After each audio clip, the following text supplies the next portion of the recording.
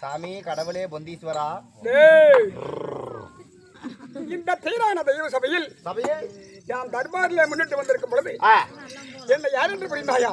அவன் நீங்க யாரு, உங்க பெயர் என்ன சொன்னா தெரியும். சரியா?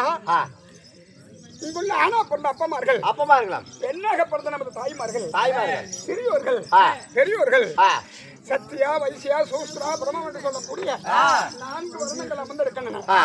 இந்த தீரான தெய்வ சபைக்கு, இந்த புண்ணிய சபைக்கு நமது மனமார்ந்த வணக்கம். சாமி, இந்த கிளாப்பாளையமா நமக்கு ஒரு தாய்நாடு. தாய்நாடு சைலன்.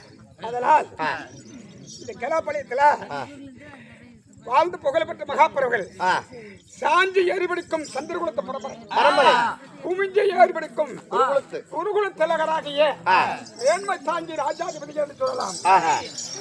கெட்டாலும் வேல்மக்களே என்றார். சங்கு சுட்டாலும் வெண்மைதான் தருமோ தவிர ஆனால் கருப்பு தர போவதில்லை. அதுபோல கல் மேல நெல் வைத்தாலும் விளையக்கூடிய தாராள வம்சம் என்று சொல்லும்.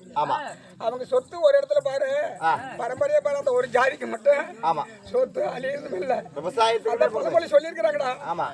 அதாவது ஏரியில் போட்டா மதவுல வருமா, ஏரியில் போட்டா மதவுல வந்து அந்த பக்கத்துல எல்லாம் நடந்து போயிடும். அதுபோல அந்த மேல் மக்கள் ஜாதி மட்டும் ஒரு சமயத்துல ஒரு 5 ஏக்கரா இருந்து வித்துவிட்டு ஏழையா போயிருந்தாங்க. அடுத்து ஒரு பிள்ளை பிறந்தோன்னா 15 ஏக்கரா வாக்கிப்படுவாங்க. அதே வம்சம், அதே பிள்ளை அருள். அந்த வம்சத்தோட அருள். அந்த பரம்பரையில பிறந்த மகாபுரவர்கள் ஏன்னா அந்த சின்ன பெரிய பரம்பரை எப்படி அப்படி சொல்லி அவங்க அந்த காலத்திலேயே மரம் எப்படி வாங்கினாங்க, எப்படியாப்பட்ட மரம், எல்லா ஒரு சக்கிலோட எப்படி போய் வாங்கினாங்க, எப்படி எப்படி சக்கிலோட பரையில நீ கேட்டுக்கிட்டே இருந்தியா? நீ சாமி அவங்க எப்படியாப்பட்ட மரம், எப்படி கவனம் முட்டுக்கலாம், அப்படி சொத்தெல்லாம் போகுது, மறுபடியும் அழியுது, மறுபடியும் வருது, அவங்க எல்லாம் பார்க்கறதே இருக்கிறாங்களே, எப்படி ஏன் இந்த சக்கில் நாய் வேலை பொழைக்க முடியல, இப்படியே போகிறாங்களே? கேட்டேன். அடா பைத்தியக்காரா.